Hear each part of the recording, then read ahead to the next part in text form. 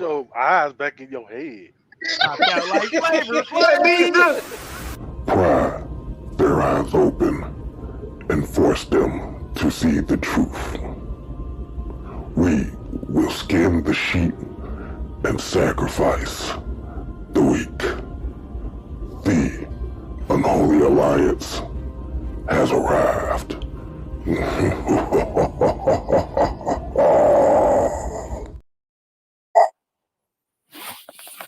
What a day, what a day, what a day, what a day. What's going on, people? What a day, what a day, what a day, what a day. What's going on, people? What's going on in the world today?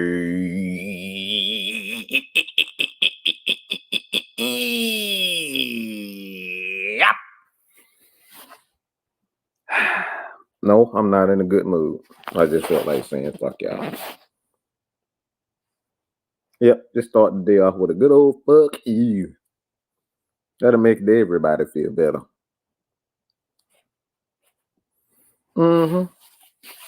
Anybody ever woke up in the morning and just said, you know what? Fuck you. Okay?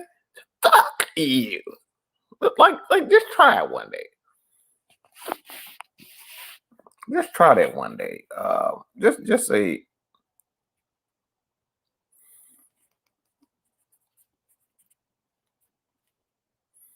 just try that one day and just.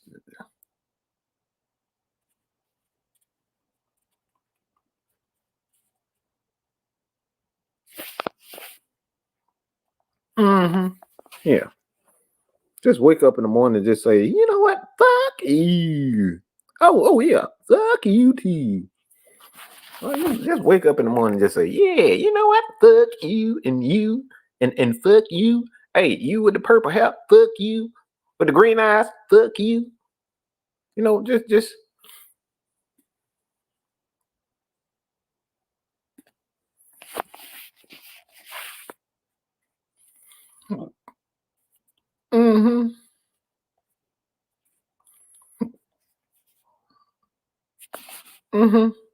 yeah. Just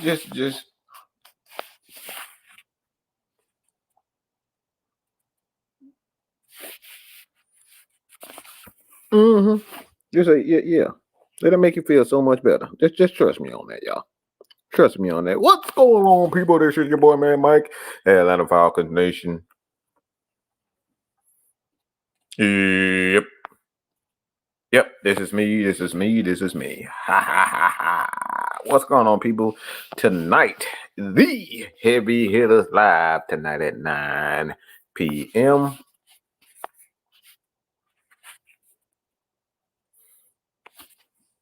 9 p.m. and we're going to give our 3 keys to victory, and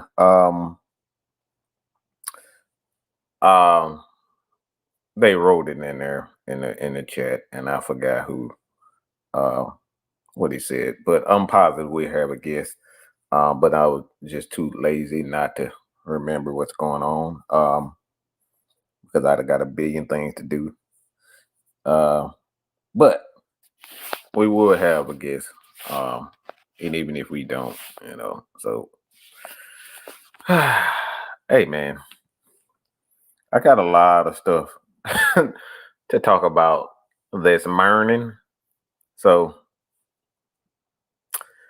yeah, it's gonna be really interesting, y'all.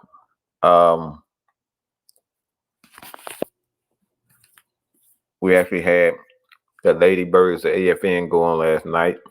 Thought it was a pretty good show. All the ladies doing a wonderful job over there. They're getting more and more confident, and they're finding themselves. And I think it's a great thing to have a crew of ladies. Not only are they fans of the Atlanta Falcons, but they're doing a wonderful job of breaking down the thoughts, numbers. They're getting into all the types of things, and I appreciate everybody who continuously support AFN, but in particular, show them ladies some love, man. Like I said, they're doing a great job, wonderful job, and I'm like a proud papa watching it. And like I said, I love to see the growth and what they're doing at Atlanta Falcons Nation, Ladybirds. We have an event coming, a watch party coming. It's going to be at the playground. And let me get the flyer here. Cause Miss Maggie gonna kill me if I don't remember. I'm gonna do a promotion of it. And I did not have the flyer on here. Ain't that so typical of me? But I can read it to you. All right. So we do have a watch party coming. We're going to have a lot of these. So reach out to Miss Maggie, figure out the details as far as any questions that you may have that you may be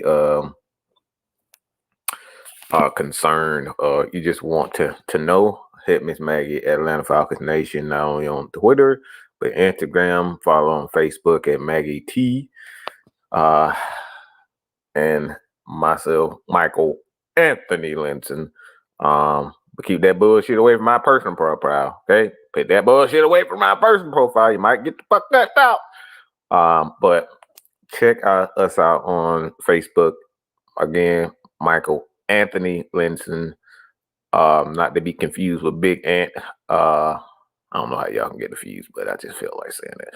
But check out the flyer is actually under Atlanta Falcons Nation. If you have any questions, leave your questions and comments under the community post on Atlanta Falcons Nation. I will have one shortly after this video as well. Again, it's Sunday, October 12th at 12 noon, okay? We may be there a little bit early, kind of get things started. Gonna have a few of the people of the crew there to have a watch party. Like I said, it's a watch party, so if you guys want to, sit down with us, have a drink, have something to eat, you're more than welcome to come. So again, 6-man K Styles, myself, I will be in the building. Wandrell, Mr. Tactician, a few of the people that's going to be in attendance. It's 4335 Roosevelt Highway, Atlanta, Georgia 30349. All right. So again, if you want to, chill and know what it feels like to actually sit down and watch a game with me, and us and the crew. Yeah, I guarantee you're gonna have some fun. I guarantee you're gonna have some fun, man. Like I said, we do things differently, yeah. But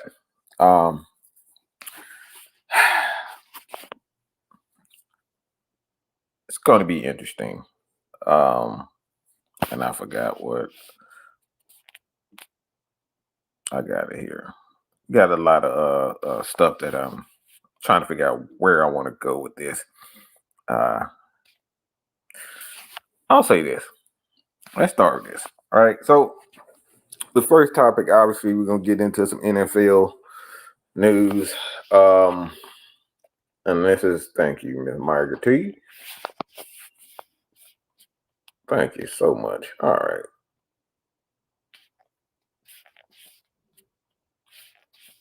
Okay, y'all gotta forgive me because I can't talk and type at the same time.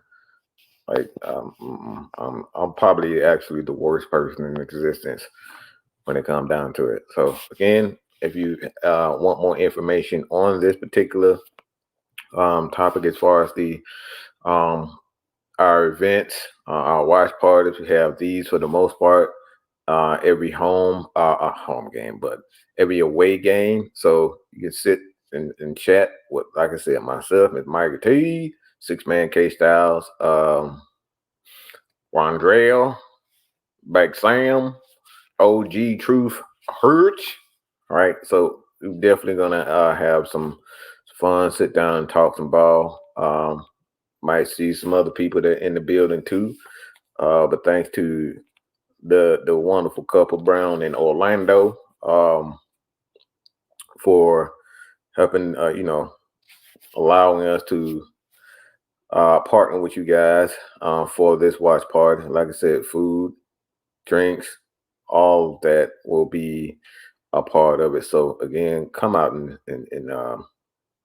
have a drink and watch some football with the Atlanta Falcons Nation crew, as well as the wonderful partners at the playground, Roosevelt Highway, Atlanta, Georgia, 30349. All right.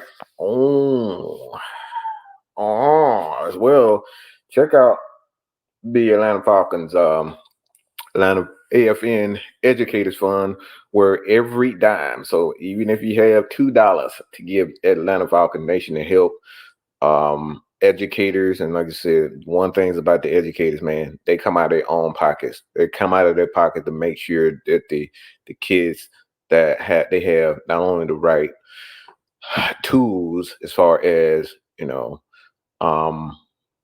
some, like, to be honest, I was one of those privileged kids.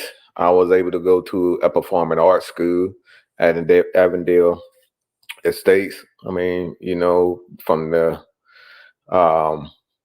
a lot of people that are actually in the entertainment. Glover, he went to my school. I think he was like, what, 10th grade? I think he was 10th grade, 10th or 9th to 10th grade when I was a senior. So I went to school with him, with a lot of people. So I was one of those privileged schools that was able to go to and live in a privileged neighborhood. So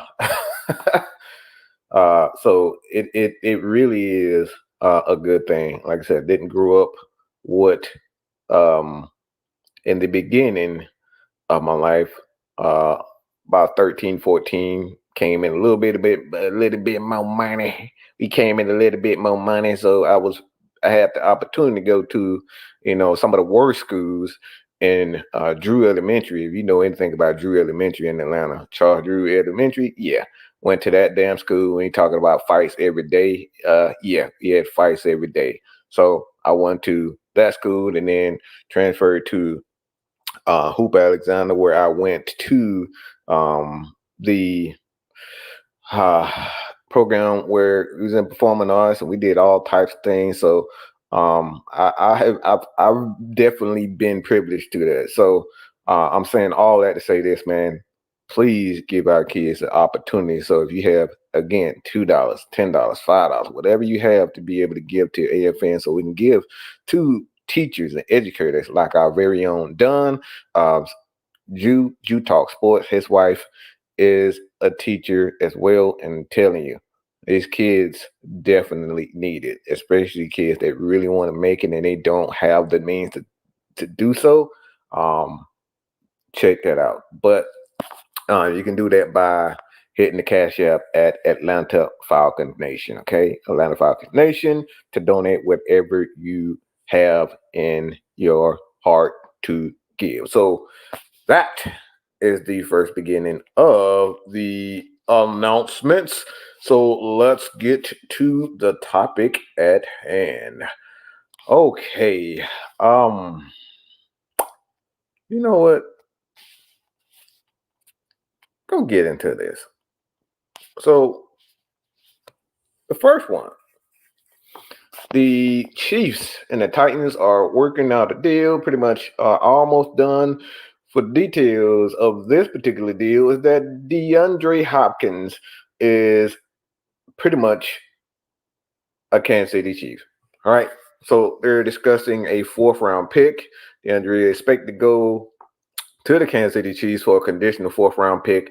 And to be honest, man, oh geez, you give Patrick Mahomes another a big body, and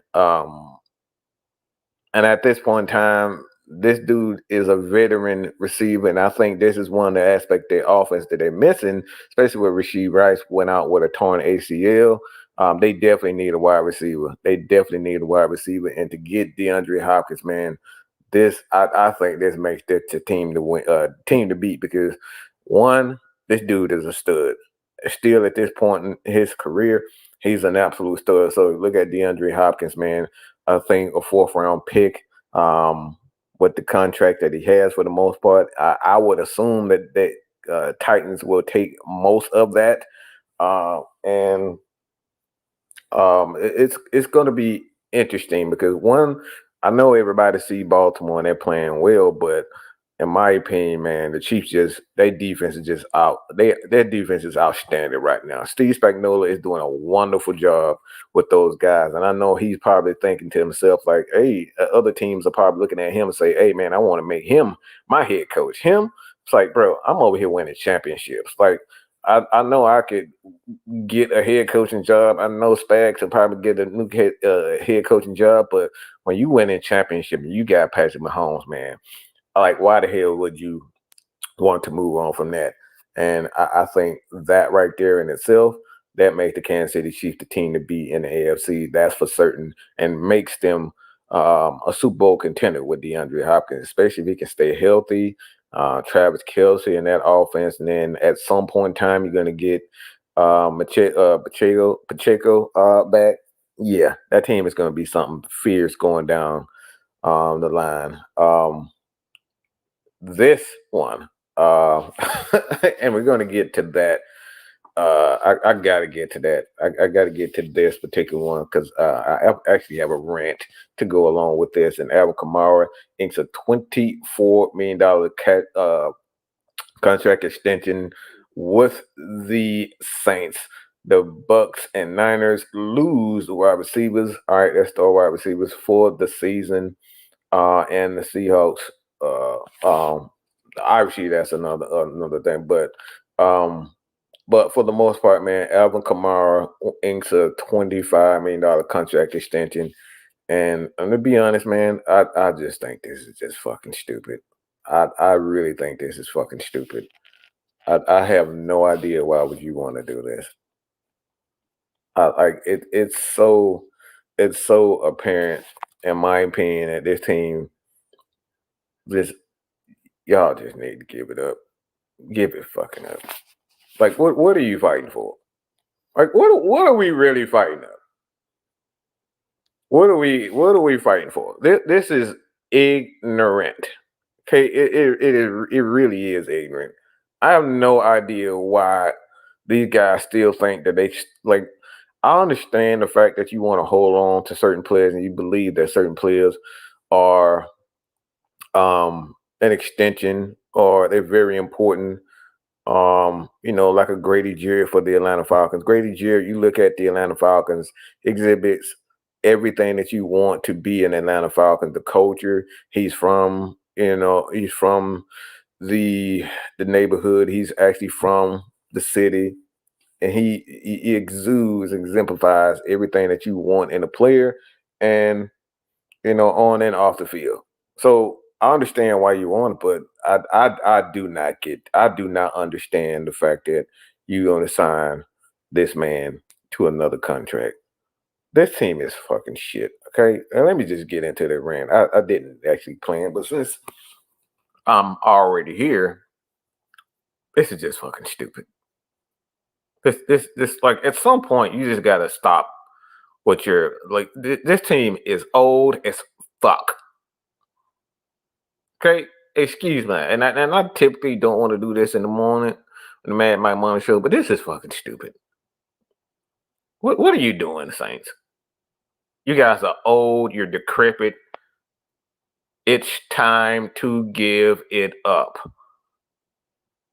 Why are you signing another player to an extension? You guys are ass. And I know a lot of Falcons fans are probably saying to themselves, Mike, just let them keep doing it. Let them keep destroying themselves. Yeah, I totally agree. But at some point, you're talking about re-signing guys that should be done. And I like Alvin Kamara. I really do like Alvin Kamara, and I think he's a wonderful player. But at some point, you just got to be real with yourself. Stop trying to extend your life, okay? At some point in the NFL, when you know your time is up, you just gotta be comfortable and cool with the fact that it's up. It's up, Saints. You're done. Okay, this team is dead. It should have been rolled. You should have been rolled over and killed over long before. Like, and you still got Derek Carr. He quote unquote coming back from an injury at some point in time. He's old. He's yeah, I don't pay him $1 billion damn dollars. And now you're giving an extension to a running back. It's like what is the point of this deal? I really want to know. Outside of you trying to, show congratulations to a player, what is the fucking point of this? You really believe with this defense and with that guy as head coach, Dennis Allen, that you're going to be able to contend for a championship? Because that's the goal. You extend guys like this because you believe that your team is still good enough to, at some point, to contend for a championship in the next 2 years or so. And now you sign him to an extension. Not a young guy that's been in the league for a while. Like he only been in the league maybe 1-2 years, like an Olave. Like I could see why you would give Olave an extension.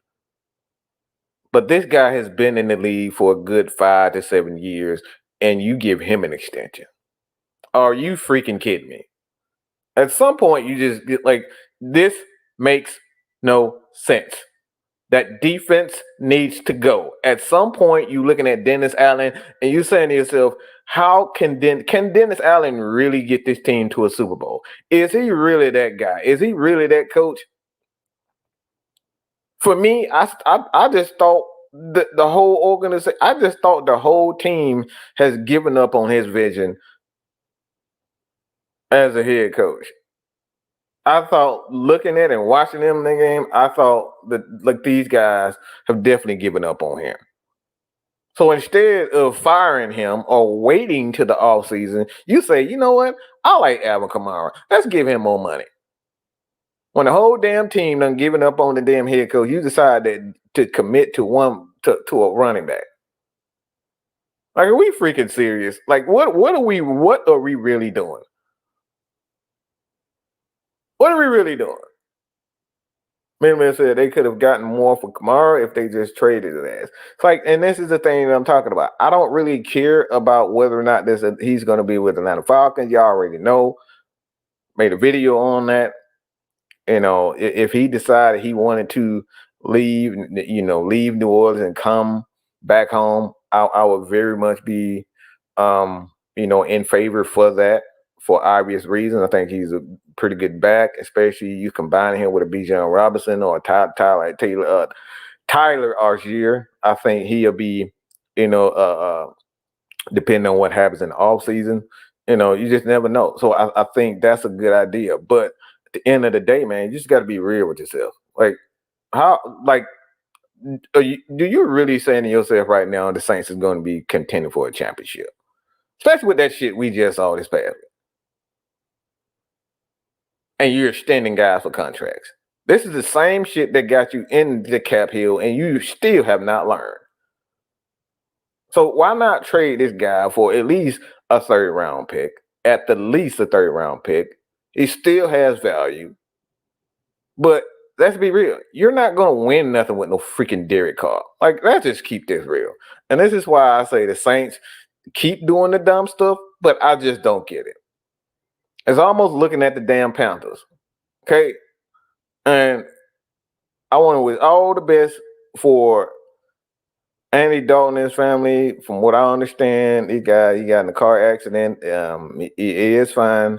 But it's just like it's just like watching these guys. Like, these two organizations that doing the dumbest thing. And honestly, this is what I believe what has happened. They're looking at the Atlanta Falcons, and they do not like the Atlanta Falcons, and they do not, and the Saints do not want the Atlanta Falcons to win anything. So instead of saying, all right, we're going to focus on us and how we're building the team and what's best for this team. They're looking at the Atlanta Falcons and say, man, the Atlanta Falcons are making move, man. We gotta be able to compete with these guys because I don't want them to win. Well, the hell with that. I think the Atlanta Falcons are doing what they need to do for their team and looking out for the best of their team. They're not looking at New Orleans and say, well, New Orleans is getting this guy, New Orleans got that guy. I think this is exactly what the Saints are doing right now. I think this is exactly what the Bucs are doing right now. They're looking at other teams. They're looking at this team and saying, you know what? I need to compete with these guys because I don't want them winning. And that right now is literally the dumbest thing that the Saints can do. They need to blow that shit up because it's an absolute atrocity.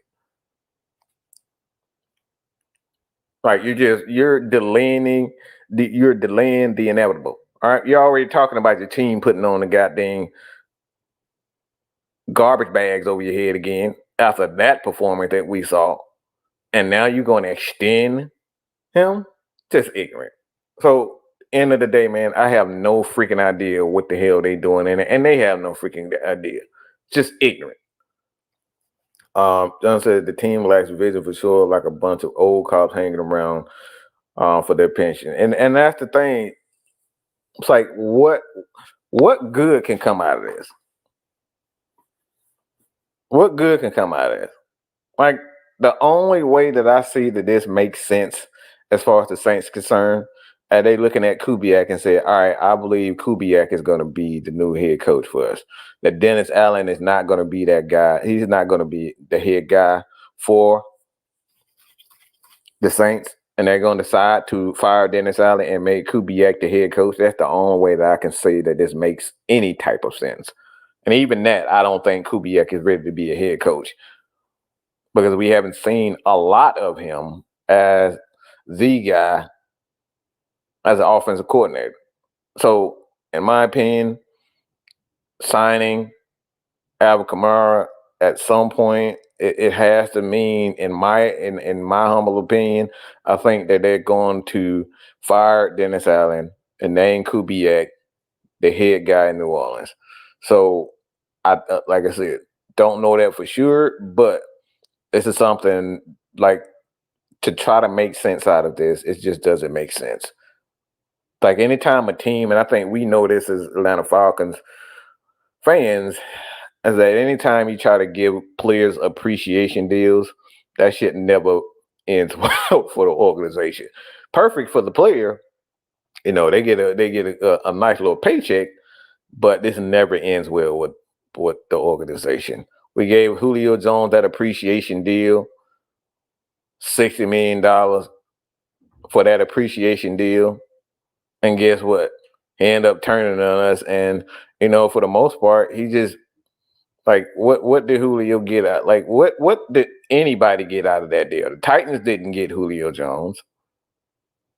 The Falcons got screwed cap-wise. It's like the only one that benefited from that deal was Julio Jones. So I just don't think that this is the right thing to do, to be giving players that $20 million for appreciation deals. I appreciate what you did. Like, look, get a motherfucker a $20 million Rolls Royce. If that exists, $20 million Rolls Royce, like do that. But why any flying hell? Why give these players these appreciation deals? You can give him, endorsements. Give him money outside of football to show your appreciation. Give him stake in the organization. But like, why would you give this guy $20 million for what? Okay, just doesn't make sense. And like I said, as far as the Panthers is concerned, man, I just think this organization. Look, everybody in that organization need to be sit and put in one of those straight jackets. Put them in the fucking straight jacket and send them to us in the insane asylum. Because this motherfuckers are Looney Tunes over there. Okay? They are Looney fucking Tunes. I'm talking about Animaniacs type of Looney Tunes. I'm talking about Wile E. Coyote running off a fucking cliff Looney Tunes. Okay? You're committed to Dave Canales who don't know what the fuck he's doing. He's experimenting over there. And I'm hearing all this bullshit about, oh, Dave Canales was the reason why the Bucs' offense is so good. No, he wasn't. We're seeing that. They got a young offensive coordinator over there for the most part in the Bucs, and it's almost as if that offense is pretty much picked up where they left off. So he's not the answer. He clearly wasn't the answer with the Bucs. So now you got some pretty marketable head coach, and that's just what he is. He's a pretty boy. Because a lot of times you only hire these young coaches because they have charisma and they're marketable, and this is the reason why you hire them, because it couldn't be for his abilities, his creative mind, like, because he's not creative. We've seen this bullshit before. You're hiring him because he's supposed to be this marketable guy, this marketable head coach, like a John Gruden. And now you stuck with a head coach because you thought he was creative and you thought he's marketable and he's good for the for the organization's image, and now you stuck with him. And this idiot decides that he wants to commit to Andy freaking Dalton, a guy that threw an astounding 93 yards in the past in a game. Not much better than what the hell we saw with Bryce Young, but you're committed to that. Yeah. Everybody in that motherfucker need to be lined up. And I'm talking about smashed in the face with potatoes. Potatoes, tomatoes, and everything. Just everybody just take turns just throwing them out. Them motherfuckers are stupid in Carolina.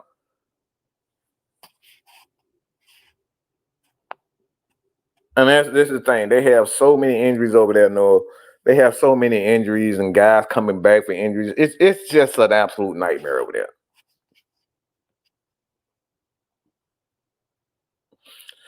I won't really back. I'll get to that. So we have so many other issues with that. So I said their offense looked better this year. They run the ball with 3 different running backs without him. And like I said, this is what I told a lot of those idiotic Carolina Panthers content creators who shall not be named because we have not seen them. They starting to do real membership live shows to avoid the clapback.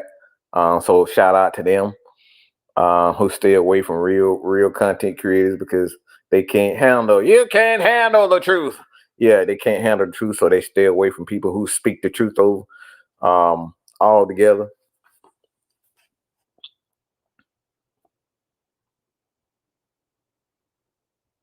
I think Antonio Pierce will probably, if the rumors are true with Antonio Pierce, as far as not Antonio Pierce, but if the rumors are true that Tom Brady is going to have a strong say so in regards to the front office and how they build the team, I think Antonio Pierce his time is numbered. But we'll see. But anytime Tom Brady gets into him, he's gonna have his way. So Tom Brady has his way. He's gonna make this New England. He's gonna make that New England West. Okay. He's gonna make that New England West. Everything gonna be built around and centered around New England. Just my opinion. So I think here's a ticking time bomb with Antonio Pierce.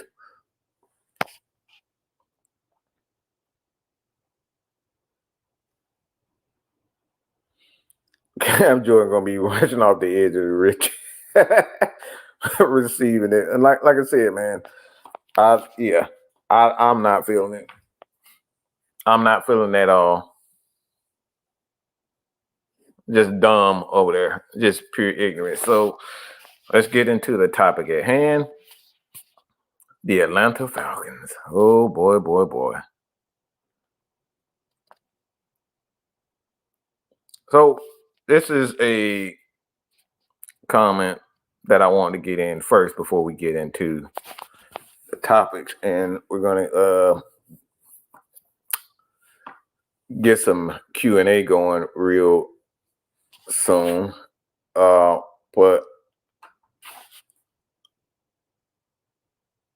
Albert Sandoval. All right, so appreciate this comment. Thank you, man, Mike. Let him know Bijan was on a mission Sunday, and our own team cooled him off.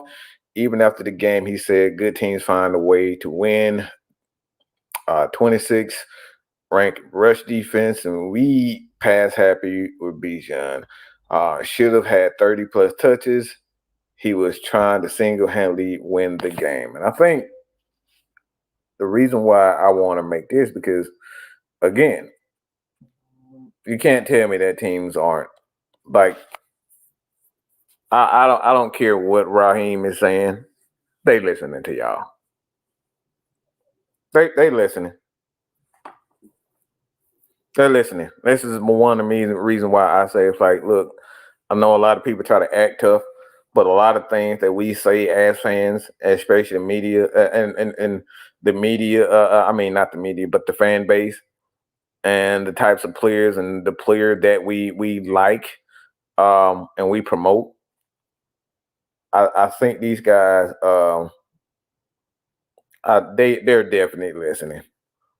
Okay, they're all on. They're and the reason why I'm saying this, and this is just not just the Bijan Robinson, Tyler Algier is a representation of having a young offensive coordinator, an offensive defensive coordinator, and these guys listening, and a coach that he's learned some lessons, but I don't think he's learned the ultimate lessons is to focus on his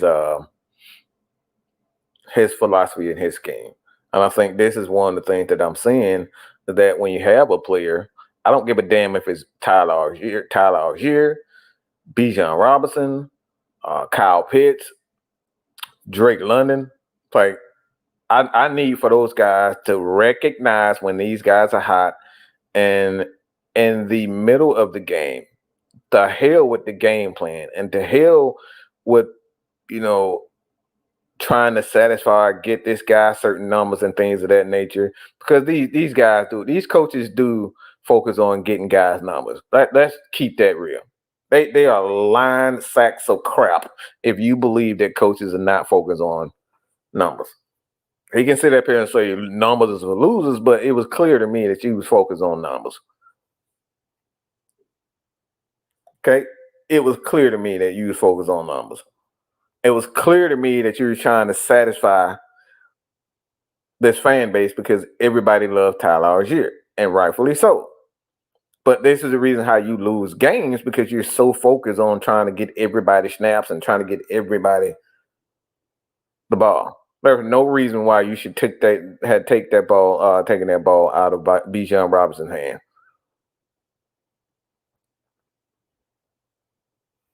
There's no reason. And this is all on Raheem Morris. Now, we can sit up here and say, because the reason why I say this is on Raheem, because Raheem doesn't call plays. He leaves that to Jimmy Lake. He doesn't call plays offensively. He leaves that to Zach Robinson.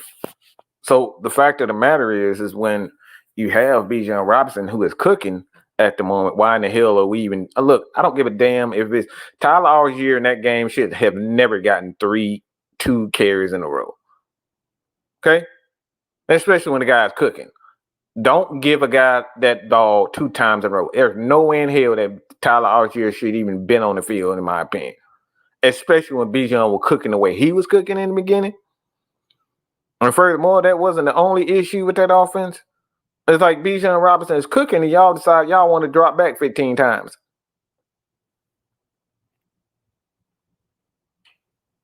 We did exactly that with Tyler Algier in Carolina. Tyler Algier was absolutely cooking, and we gave him the ball. We said, "All right, Bijan, I know you starting running back, but Tyler Algier is hot right now.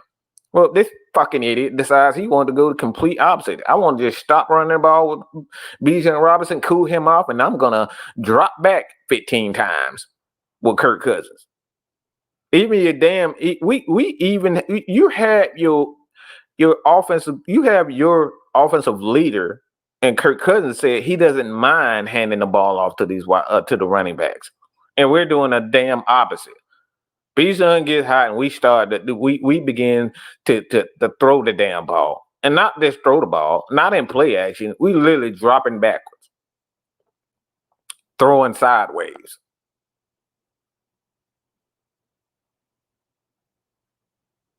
Running that same damn play with Ray McLeod going in motion and doing that 15 times in a row. When Bijan Robinson that. Tyler Algier just like when a guy is that hot, you got 100 yards in the first fucking half of the game. Why in the bloody hell are you going up? Why are you doing anything else besides play action and running Bijan into that ground? For that game, you run Bijan into the fucking ground where he can't fucking breathe no more. No. Exactly what they did with Carolina. They ran Tyler Algier to the fucking ground in that. To the point where he was huffing and puffing on the sideline, and they brought Bijan back in. But when he called his breath, they put him right back in. That's what you're supposed to do as an offensive coordinator. That's the thing that you're supposed to do as a head coach, is recognize when the guys is hot and devise a plan right there on the spot. Why? Because guys are hot.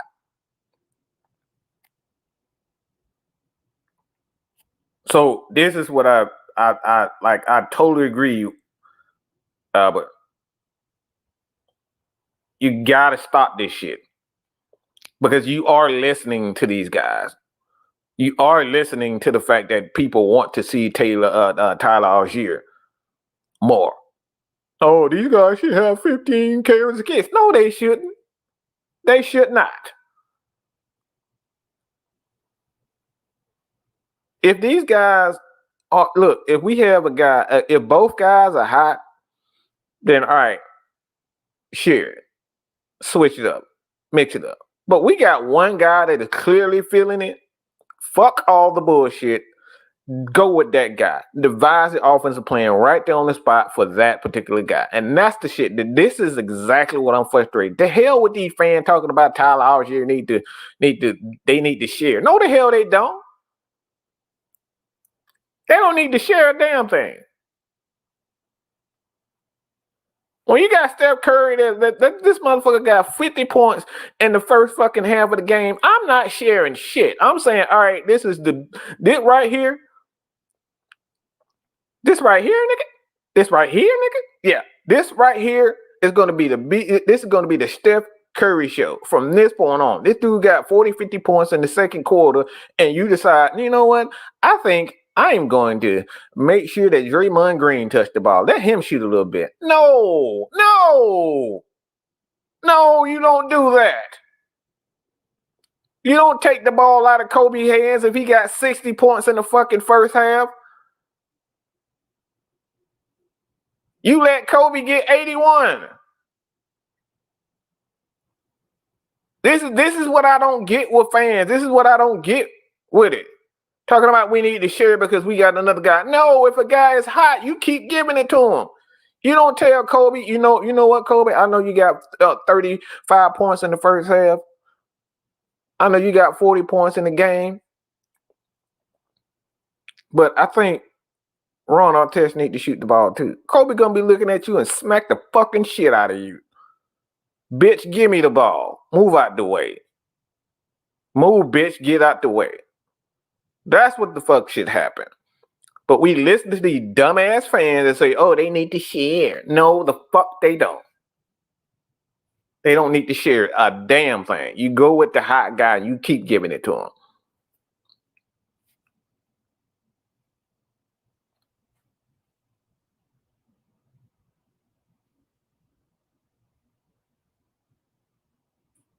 And the thing is, Jake, and this is truly an honor for you to even say this, but you know, I think these guys know that But the problem is they listening to fans. Like, we gotta stop listening to fans, man. Do your job. The hell with the fans. The hell with the media.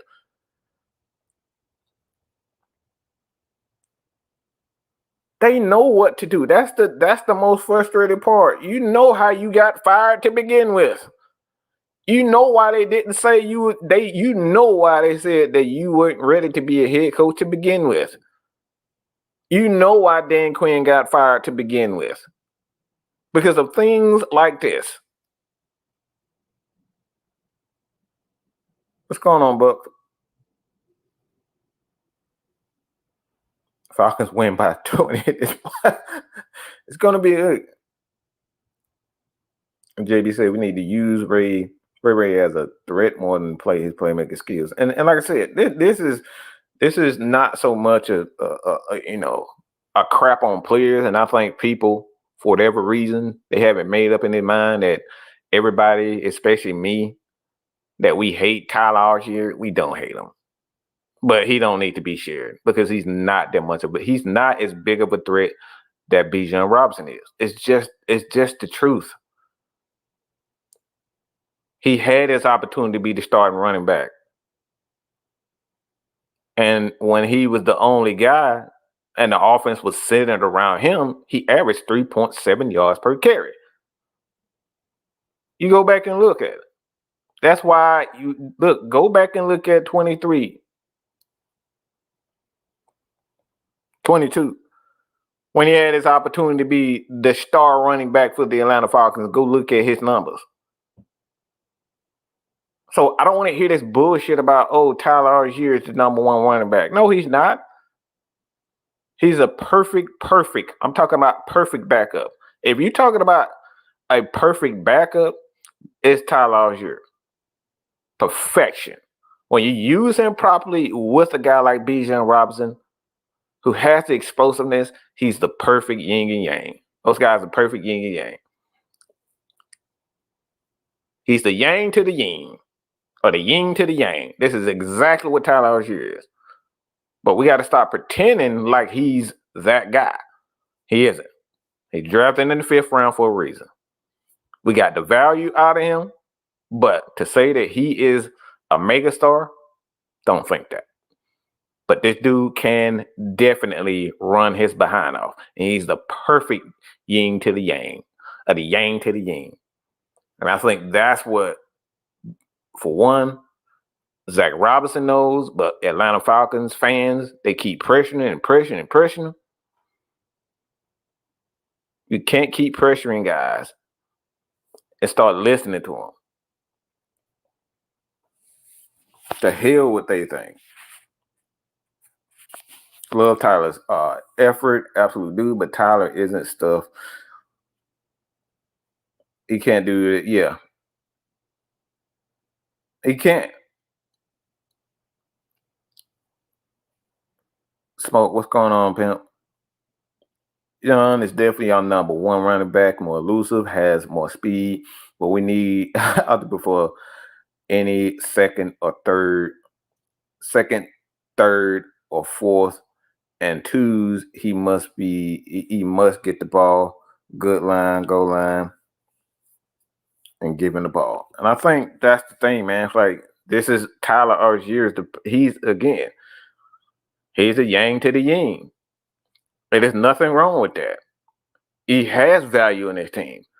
But I think Falcons fans and just fans in general, we like who we like, and we want to see more of what we like. But if we see more of what we like, do we really get to see the best of what we like? Because we see? No. Everything is much better. Look, I'll say this to food, and I can't believe I'm saying this, but like, look, when you eat 15 apple pies, and I love apple pie, when you ate 15 apple pies in 2 days, the apple pie start to line to lose its luster. Why? Because you done had too much damn apple pie. So you got to have apple pie as what?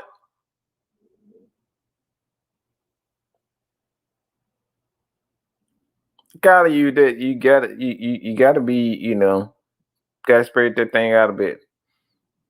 Can't continue to have apple pie every day of the week, 2 o'clock, 3 o'clock, 4 o'clock. Take a break and then you right back at it. It's not as good. Why? Because you had too much of it. And I think that's how this Bijan Robinson, Tyler Algier thing is. Tyler Algier is best when he's that second guy. And I'm going to get to the Michael Penix thing. But this is one of the reasons why I wanted to do this live show is because everybody thinks that's like, hey, Mike, you're totally against Tyler Algier. No, I'm not.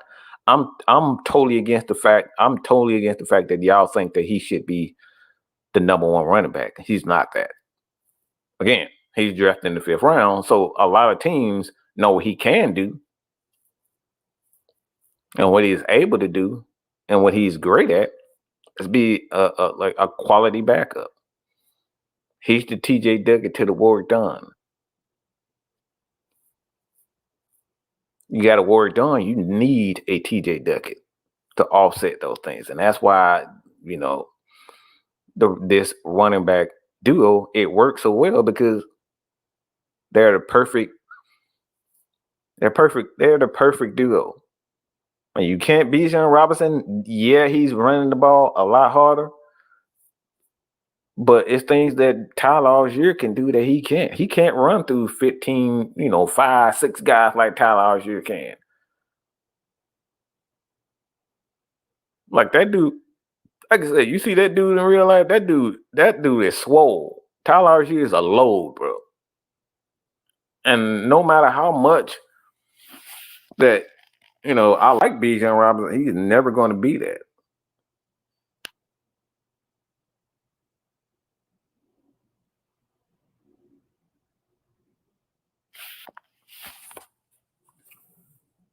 Like I said, these guys definitely need to be that.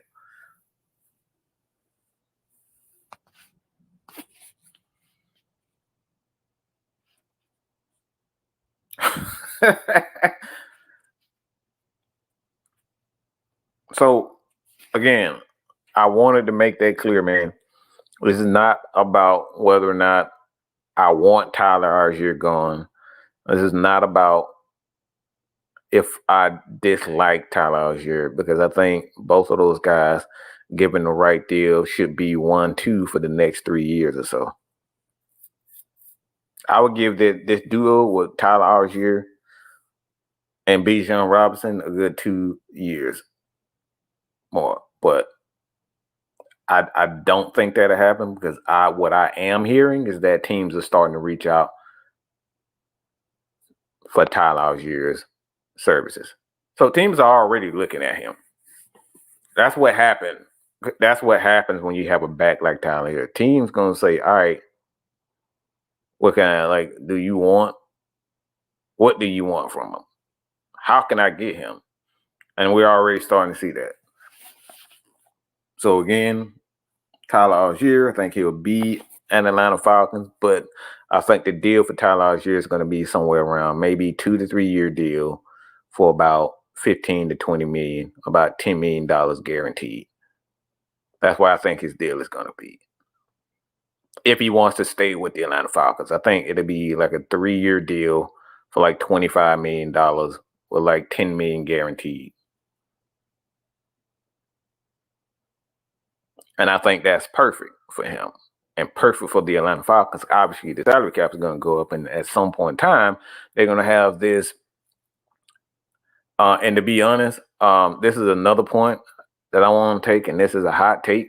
Well, he has, if Tyler Algier wants to get paid, he got to get paid right now. Because once this deal with the quarterback salary cap gets done, yeah. When the quarterback salary cap gets done, where they have to cap, and this is the amount that quarterbacks are gonna make. Once that get done, all the positions, wide receiver, running back, everybody is gonna be capped. So they're not gonna be able to get these insane contracts the way we're seeing, where every deal is pretty much a record deal. It's not going to happen. So I think this is going to get done in the next year and a half or so. So if Tyler wants to get paid, I think this is the off season for him to get paid and to make that decision on whether or not he wants to be with the Atlanta Falcons or he wants to be a starting running back.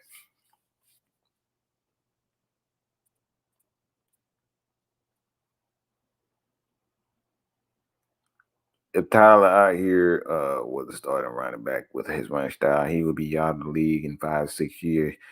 He is in the perfect situation to prolong his career. And that right there is a good point.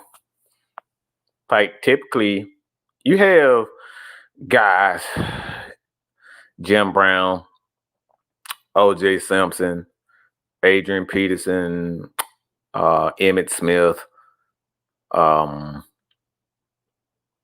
Barry Sanders. Like these guys are just anomalies. You talk about anomalies, like these guys. The typical running back lasts about 3 to 4 years as far as their shelf is concerned, being on top. Typically, the running back lasts about 3 to 4 years as far as him having good years. The injuries and whatnot start to pile up for most running backs. So you rarely see running backs that have 5, 6, 7 years of 1,000-yard rushing. The guys that have anything over 5 to 6 years, these guys are typically going to go into the Hall of Fame. So when you see these guys, like a Tyler Algier, he got to make that decision that whether or not he wants to get his money now, because TJ Duckett, his career didn't last long. Jason Snell and all these guys, their career did not last long at all. Antoine Smith, like these guys, like their career didn't last long.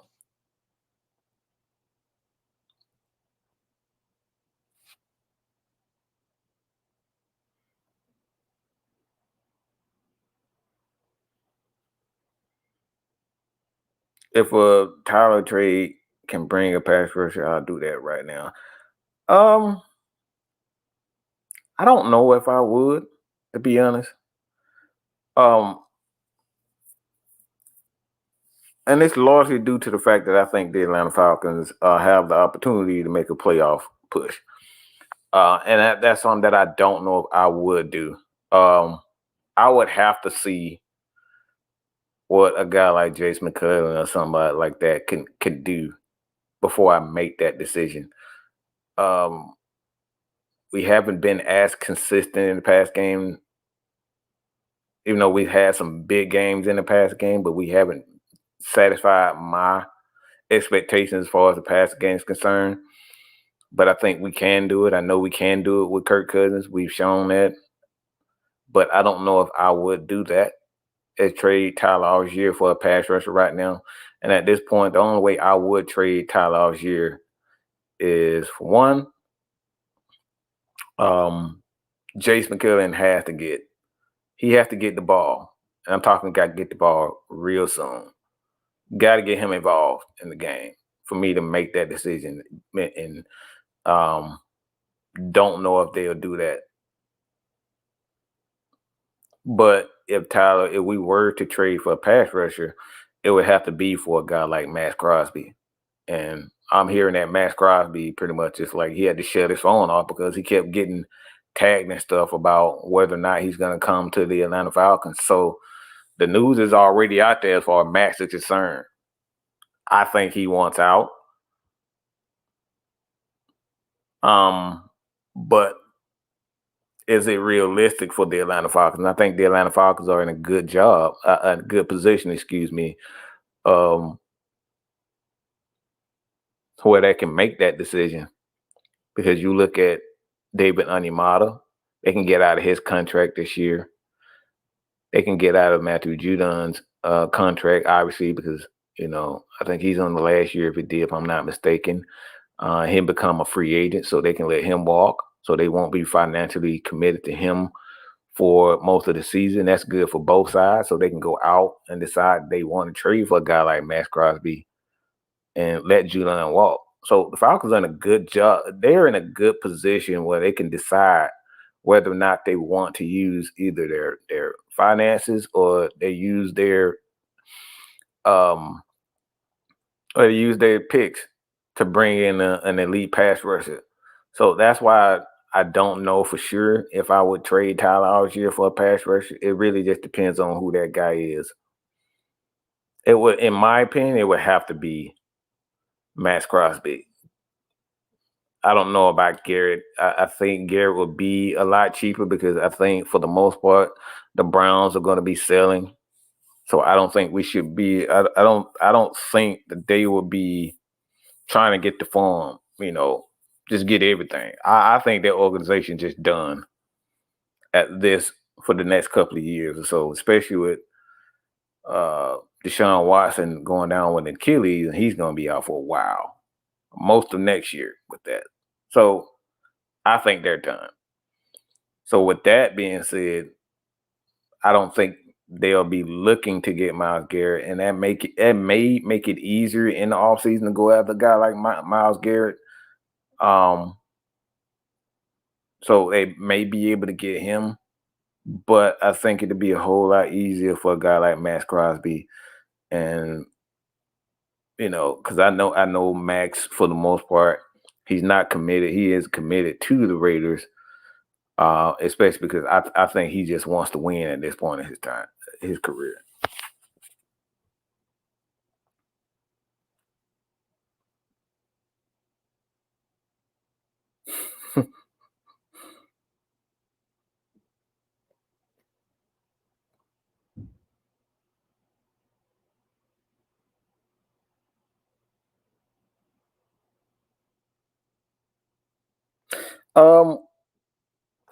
I don't think the Falcons' issues defensively are. I think right now they don't have the necessary. It's a mix between personnel and scheme. See, the thing is, with scheme, you still have to have the personnel. So you can't have one without the other as far as personnel and scheme. Can't have one without the other. You have to have both when you talk about personnel and scheme. Because you can have the personnel to run a 3-4, but what about the secondary? You know what I'm saying? I think the Falcons' issues right now is that they're trying to figure out with this particular team, as far as his scheme and the as far as the personnel is concerned, which player fits in the scheme that they want to do, with the things that they want to do. And this is why Jude stated it's like the Falcons have to find out who they are, what their identity is. Are you going to play more cover 2? Are you going to play, loose coverage and whatnot? Because if you play loose coverage with your DBs, that means that your DBs, you're going to have to sacrifice coverage for playmaking if you're going to play loose. And I think that's the thing what the Falcons are struggling with right now. You got guys in the secondary, they're playing loose coverage. They tackle well, but they're not as good. I wouldn't say not as good, but I think he's trying to find that fine line between the players and the scheme and what he should be calling. I think that's the thing. If you look at the press conference, that's something that he spoke with Jimmy Lake. They're trying to find that that fine line as far as how they want to call, because the Falcons they got guys they're good cover guys, but they also are very good. They have good ball skills. Guys like Clark Phillips, Mike Hughes, those guys have pretty good ball skills. Even Terrell, he has good ball skills. But the thing is you have to kind of mix that with the front seven. So the thing is with a cover 2, you got to have the right personnel to even run that type of coverage. You got to have a middle linebacker that has the athleticism, not just the awareness. And I think the Atlanta Falcons linebackers have the awareness. They know where they should be, but they don't have the athleticism to go with that scheme. And that's the thing that Raheem is struggling with right now. Who's going to be that guy in the middle of the field when they try to play that cover two? Well, that guy isn't Nate Landman. That guy, it definitely isn't Caden Ellis. That guy for the Atlanta Falcons is Troy Anderson. So what the Falcons have to do next season, if they're going to run that cover two scheme and those situations, when teams are going to the no huddle offense and you're going to play that cover two, well, you got to have a linebacker that's going to be able to get to a spot. And right now, the Falcons only have one linebacker that can be able to get to that spot and cover. So what happens next year? The Falcons have to go get a linebacker that can cover in those situations. So the scheme for the Atlanta Falcons and the personnel is hand in hand right now. Raheem knows that he got to make sure that Trey Anderson is fully healthy because he's the only one that, as a linebacker right now, that could get to those spots when he covers the cover three. So it's not so much that the Falcons don't have like schematics is the issues. You gotta have the right personnel to run certain schemes, and that's what they're trying to find, the right personnel packages for those particular schemes. So it goes hand in hand, and that's the issue that the Falcons are doing.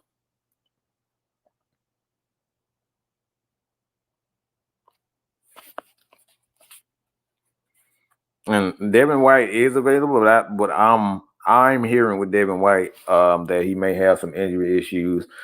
And that's something that I think he did miss our game, if I'm not mistaken. I think he did play. I'm not sure about that. But Devin White, I think he is available. But yeah, Falcons definitely need a linebacker to be able to cover in certain situations because that's how team are really beating us. That second quarter doing that 2-minute offense, doing that no huddle offense, picking up the pace, catching us in certain packages. So the Atlanta Falcons are, in that situation, all Seattle did was they went to a no huddle offense.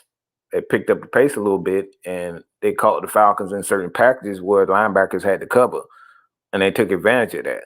So what the Falcons have to do, like they got to bring in a guy like Troy Anderson, another linebacker like Troy Anderson. So I think the Falcons have the right personnel. Like I said, I think, they don't have enough linebackers to fit that personnel. Everything else, secondary, I think they have enough. Front seven, I think they have enough. But the thing is, linebackers are a very important aspect of coverage too. That the people are like, it's not just the secondary. You got to have linebackers that's able to get to certain spots. Auntie Pam, y'all did a great job last night. Christy, you guys did a wonderful job last night.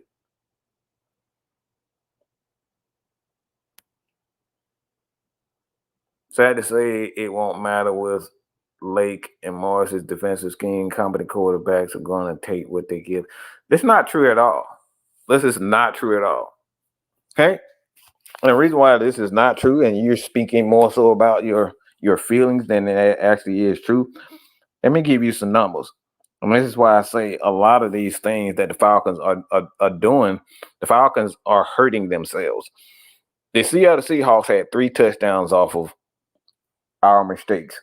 What if we don't make those mistakes? Okay? What if we don't make those mistakes? Does Seattle do what they did? We had I think it was like 2 to 3 penalties in key situations where the Atlanta Falcons helped Seattle extend drives. We stopped that. What happens?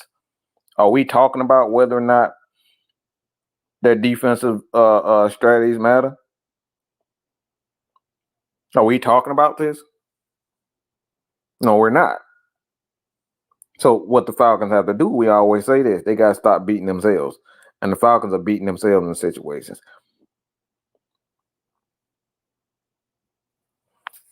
So that's not true as far as their scheme is concerned. Their scheme is actually working. If you look at the numbers, Geno did not have a great game.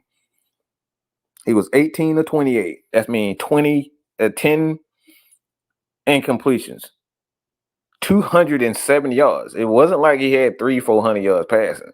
So the scheme for the Atlanta Falcons isn't the issue. It's the personnel that goes with the scheme, trying to find and mix and match guys to be able to play certain scheme and play certain situations. That's what the Falcons are missing. And this is why it's important to have these guys have experienced guys that have been in those positions. And right now, the Falcons have a young defense and a young team that they're trying to figure out who works better in this situation. And that's what Jimmy and Raheem are struggling with now. Who fits this particular scheme at this particular time?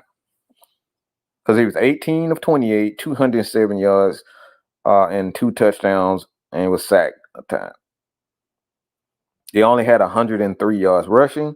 So the Atlanta Falcons still kept him, for the most part, under 400 yards. That's damn good in the NFL.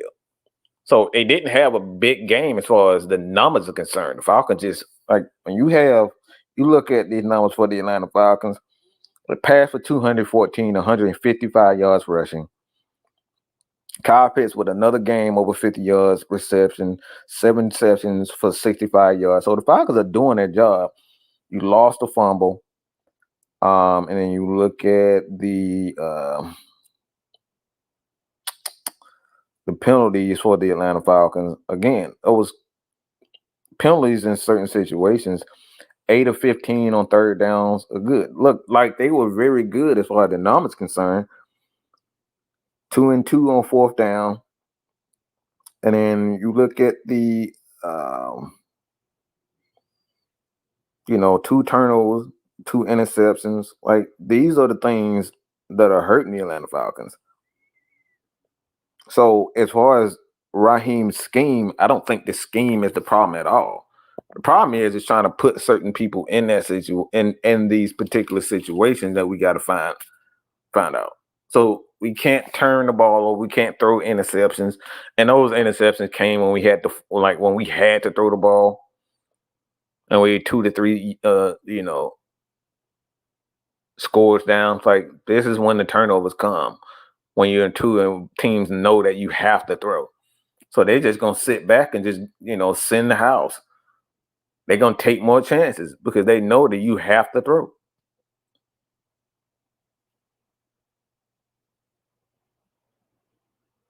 So is Harrison, is Rook, is David Onyemata, like, they're finding where everyone plays in certain situations. And again, I don't think the scheme is the problem, but I do think, one aspect of a scheme that I wouldn't do as much is when we blitz.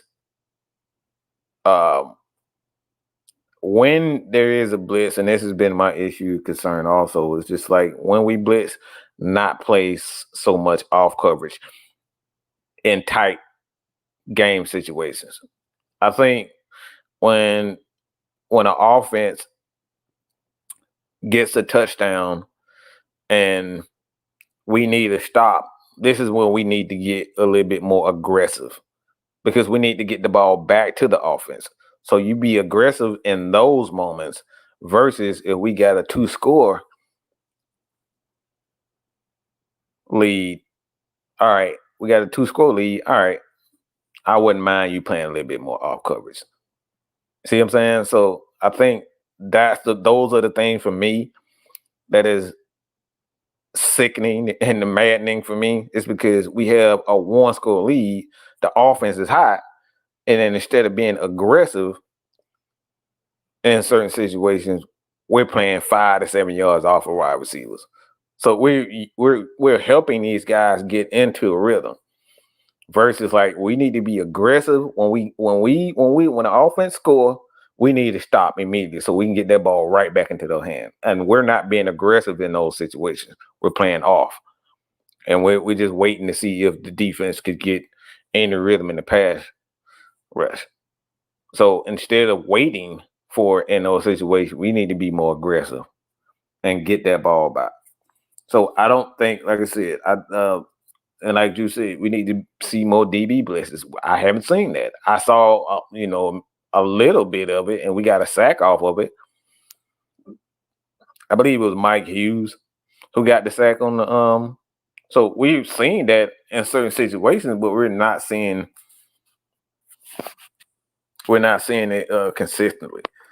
And this is what I do agree with. We blitzing that A gap way too much, and it's leaving.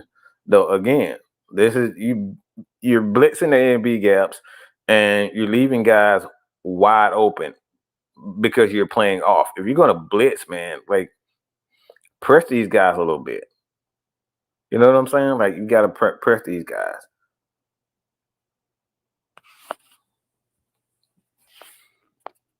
We got somebody here and got their coochie with. I don't even know why are you even in here? Was it D offered? Yeah, I think it was D. Yeah. It was D offered. Somebody coochie with in here, y'all.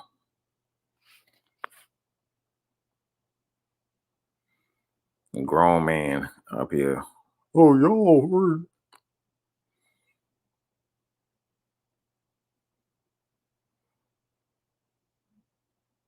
No, the defense, like I said, the defense is fine, man.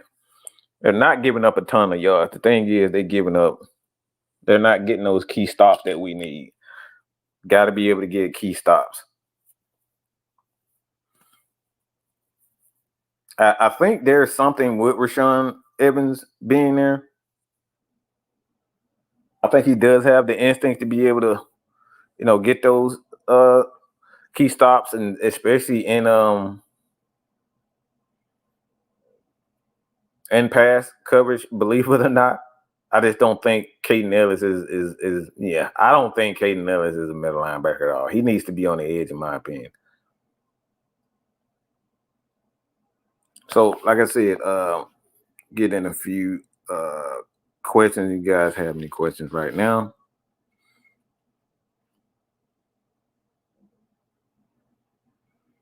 And I'm gonna talk about this Penix things, all right? And I'm gonna close it. And you do see the comment, all right? So there's been a lot of talk, and this is one of the reasons why I don't want to see Penix playing, is because we're seeing a lot of people talking about, all right, so now Michael Penix got into the game, and you had Kirk Cousins have, a pretty bad game for the most part. He missed a lot of easy throws that even he knows he should have made. And that right there should have been a precursor for me for a loss, because I came into the game. I was like, I don't like the thing with Seattle. They have veteran leadership as far as their front office concerned. So those guys are always prepared for games like this. And when you have a guy like Pete Carroll that is very much involved in their organization, that team is going to be, and Mike Macdonald is no slouch.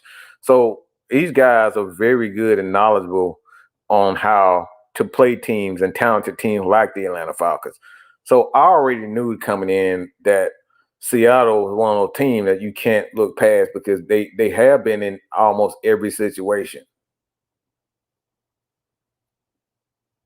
They've been every situation. So teams like that scary.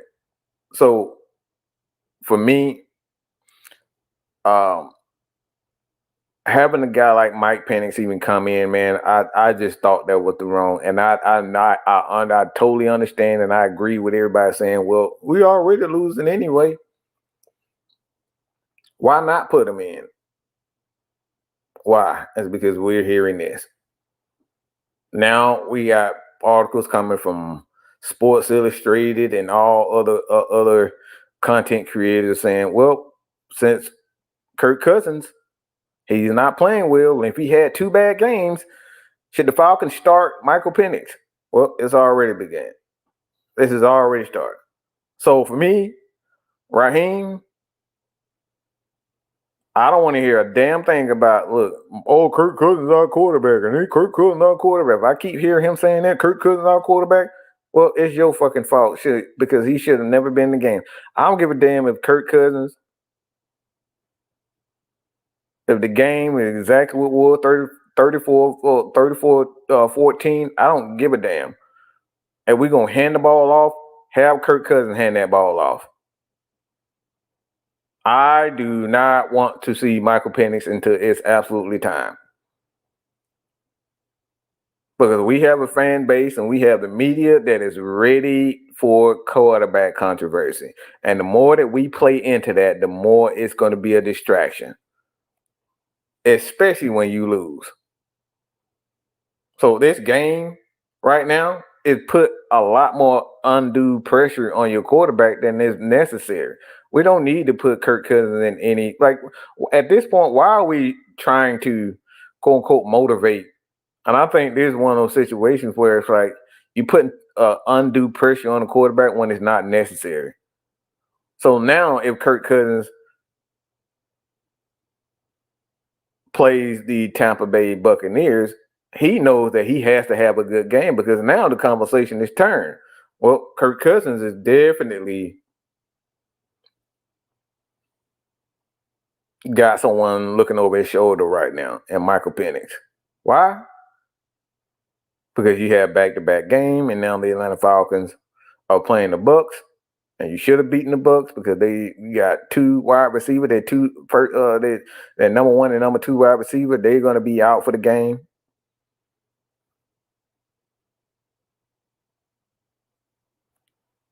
So now you don't put extra pressure on him for what reason?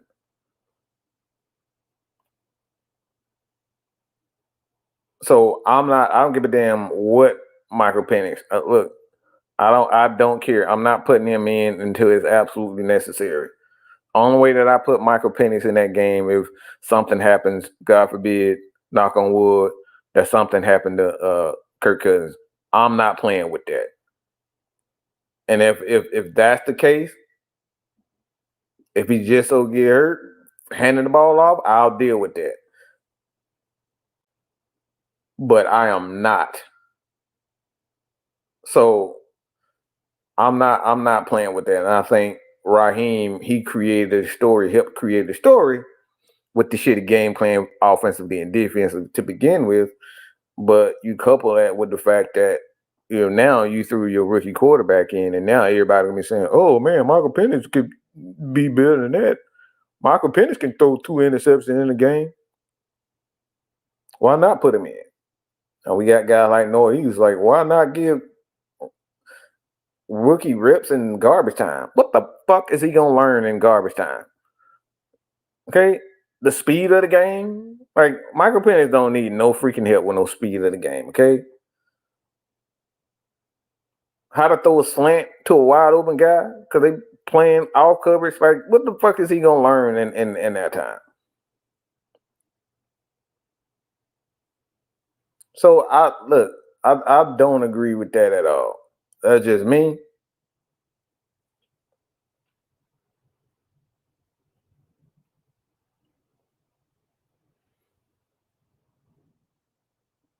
Oh, why is Judon guarding running backs dropping in the coverage? It's because pieces of shit like Arnold Ebiketie ain't doing their job. Okay? Arnold Ebiketie can't do it. That's why he's doing it. Arnold Ebiketie is not very. Look, he's one of the most frustrating guys on this roster for me. And he has done a better job lately getting after the quarterback, being a little bit more disciplined. But I need to see that more consistently with him.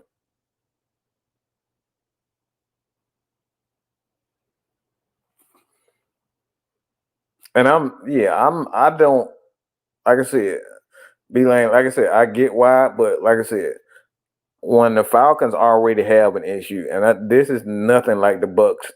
The Bucs don't have a quarterback controversy. The Bucs are not paying 2 quarterbacks big time money.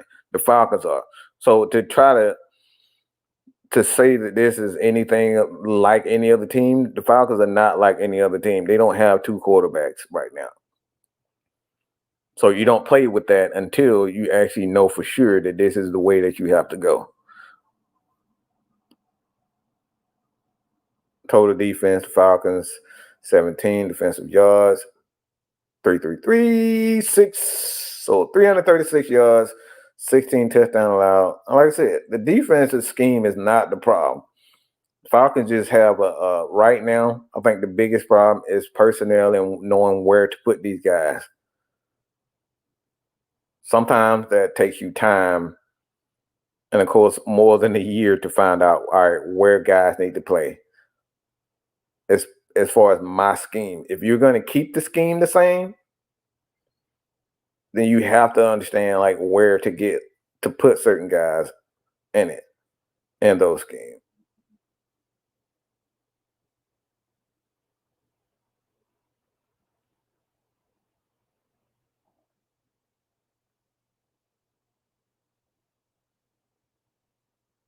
So everybody who is in the chat, man, make sure you hit that like button. And again, anything and everything that you guys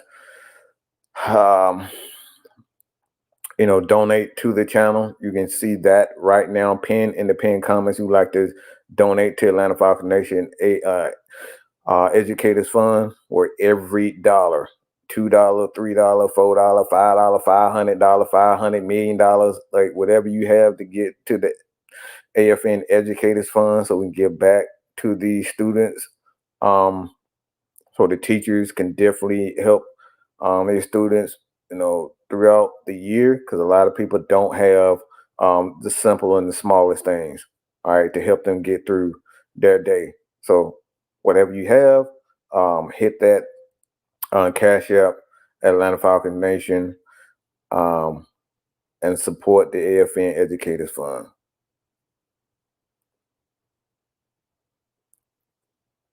Now, nothing wrong with AJ. It's your expectations. AJ is doing a fine job. That right there, I keep telling people, it's our expectations of a guy when it comes down to AJ Terrell. AJ Terrell is actually playing well.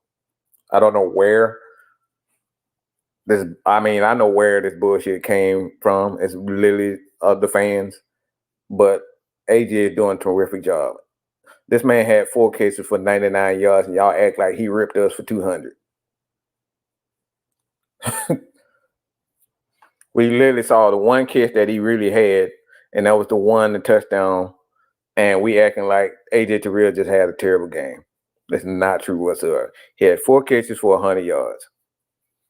And one of that was due to the fact that the safety didn't get over. We had a middle linebacker and Caden Ellis playing a deep third. And we're saying this is AJ Terrell got smoked. So it's not true in regards to AJ Terrell. It's our expectations. We're looking for him to have 2 interceptions in a sack in games. And the fact of the matter is, most top corners in the league, interceptions are down. Targets are down. They're not trying these guys.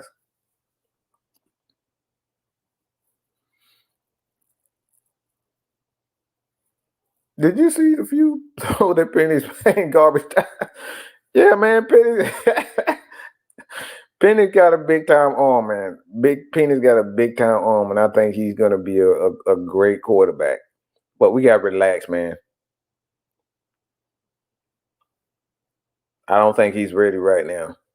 And I think, like I said, putting him in at this point in time, the only way I put him in is I know for sure that something is going on with Kirk Cousins. I just wouldn't risk it. If you're going to risk it, make sure that when they ask you these questions, that you don't get an attitude about it, Raheem, because you created this story. Y'all created this story. So I don't want to hear Kirk Cousins our quarterback. No matter how many times you guys ask me, Kirk Cousins our quarterback. I don't want to hear any of that.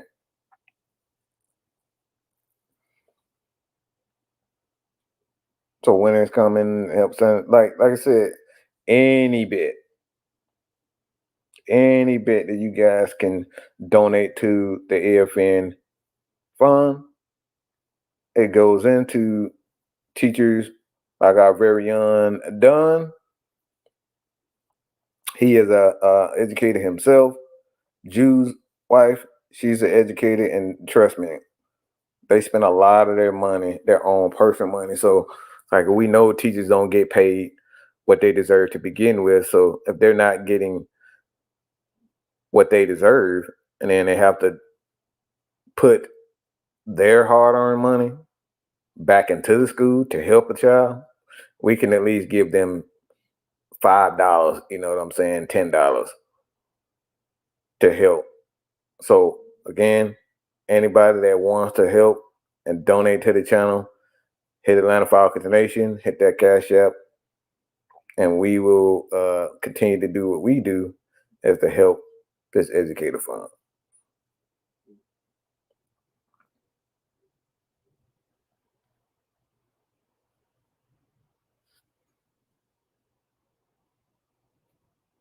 So, like I said, we got to stop with the overreactions to corners. This league doesn't want corners to be shut down corners anymore. So the fact of the matter that we're looking for AJ and any other corner, Sauce Gardner, to be shut down corners is just crazy to me. The rules, you can't touch your offensive player, a wide receiver anymore. You can't touch these guys. You can't be too physical. We see it in college where guys are barely getting, guys are getting kicked out of games because they made a typical football hit. It's crazy. So the fact that we want AJ Terrell to be a shutdown corner is just, it's insane, because we see the rules and how soft they've gotten.